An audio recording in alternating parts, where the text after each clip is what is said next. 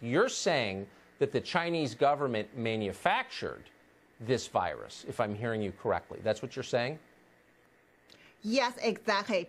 If on March 28, 2019, the following sentence was written in a patent application, quote, because of a concern for reemergence or a deliberate release of SARS coronavirus, vaccine development was initiated. I can tell you, this is created in the lab.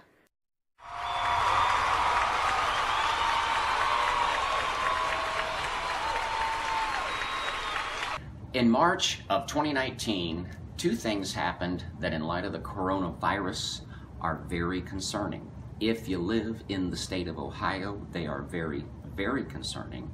And in light of some recent news that came to us by a major cable news outlet on September 15th, they are very, very, very concerning. I'm gonna break it down for you. Hang around. I hear the sweet sound of freedom, and I won't be long.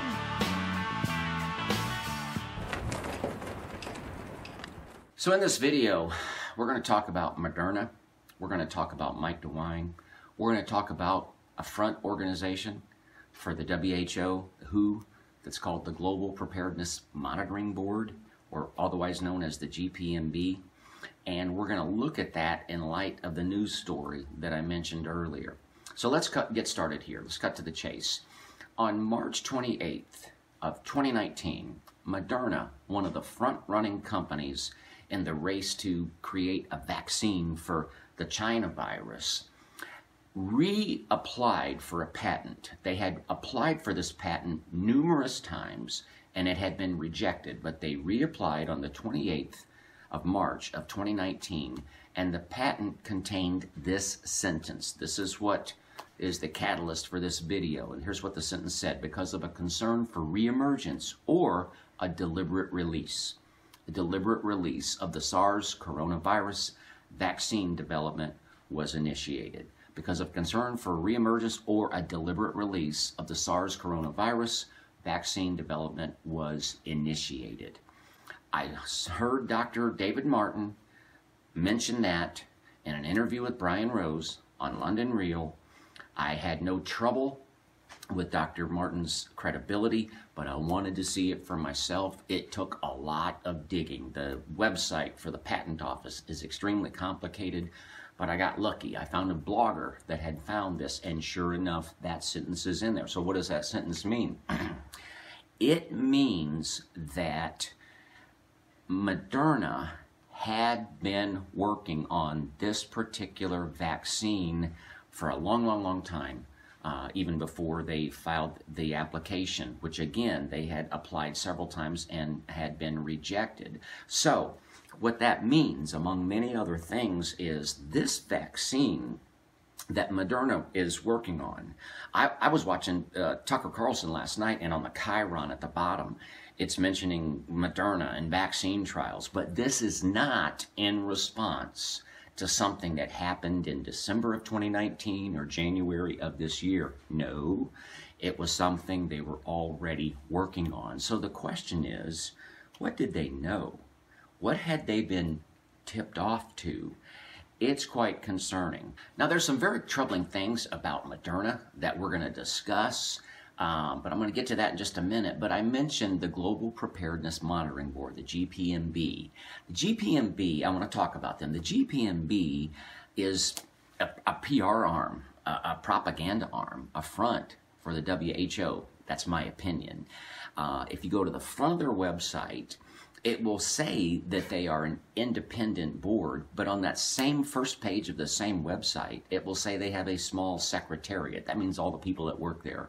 And it will tell you that they are paid by the WHO and that they follow all the rules and regulations of the WHO, but they report to the gpmb board members, and therefore they are independent. So what that really means is the gpmb writes these reports, and WHO wants to position themselves where they can say, well, the gpmb says, therefore we ought to. But the gpmb is simply a creation of the WHO, because at the very bottom of the first page of the website, it'll say co-convened by the WHO and World Bank. And they came into existence, GPMB did, in 2018. And in September, a year ago, they issued their first annual report. And there were several progress indicators that they were recommending that the world needed to meet. And one of those progress indicators has a sentence that I want to read to you. And it was this: the United Nations, including WHO, conducts at least 2 system-wide training and simulation exercises, including one covering the deliberate release of a lethal respiratory pathogen. I'm going to read the second half of that again. Including one covering the deliberate release of a lethal respiratory pathogen, and compare that to Moderna's because of concern for reemergence or a deliberate release of a SARS coronavirus vaccine development was initiated. Do you see just a little bit of similarity in that? Again, this is concerning. So if you were to talk about within the world of mainstream media, mainstream, opinion or whatever, and even mentioned that this virus could have been intentionally released, people think you're crazy. People laugh you off the planet. That's my impression, at least. However, in that document from GPMB, it talks about deliberate release. And on a patent application for a vaccine, it talks about deliberate release. So, in my opinion, talking about deliberate release doesn't make you crazy. Let me get back to the GPMB. Who was on their board? Well, I'll tell you just a few of them. One is George Gao, who is from the Chinese Communist Party, CDC, China CDC. He's one of the board members on the GPMB. Another board member is Chris Elias from, you guessed it, the Bill and Melinda Gates Foundation. And one of their other more prominent members of the board is Dr. Tony Fauci. So here's some other problems with Moderna. First of all, they're only about a 10-year-old company, so for being only 10 years old, looks like they hit the jackpot being, considered so favorably in this vaccine race. But first thing I want to mention is that they have had numerous applications that have been rejected. Okay, maybe that happens. How about this? Almost all of the money this company has ever taken in has come from you, has come from me, the taxpayer. Now, when a pharmaceutical company receives taxpayer funding, they have to disclose that every time they make a patent application. Moderna has never done that, ever. They have never done that. It's a violation of the law. It's a scandal. I'm going to show you some stories to document this, but even though those stories exist and that knowledge exists, this should be a big scandal, and yet they're getting the benefit from all the PR and all the hype they're getting from Operation Warp Speed and Tony Fauci, etc., but they have never disclosed their funding. Here's another kicker.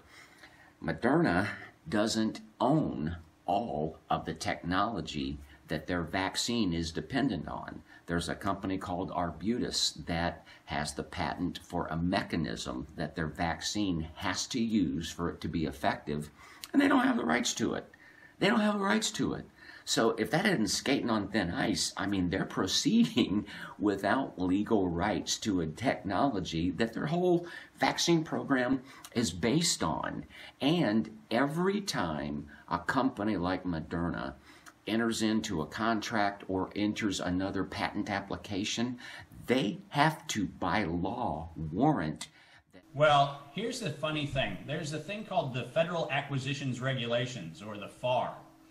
And inside the FAR, there is a requirement for every federal agency to make sure that the companies they work with represent and warrant that they are legally able to produce, manufacture, and sell whatever they're selling to the government.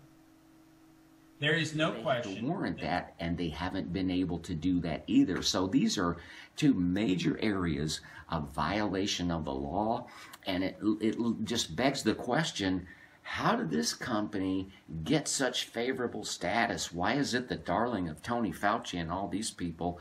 It's kind of creepy. But here's one last thing, and I'm not smart enough to figure this out. Again, I heard Dr. David Martin say this, but I was able to dig it out and validate it, that it's in the application. But Moderna, for years, has been working on the aspect of the coronavirus that makes it the novel coronavirus. Let that sink in. The novel coronavirus that has that S1 protein spike.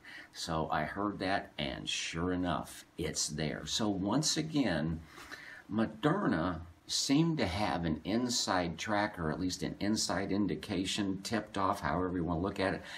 They knew something that was looming on the horizon, coming down the pike, and they had prepared themselves to cash in.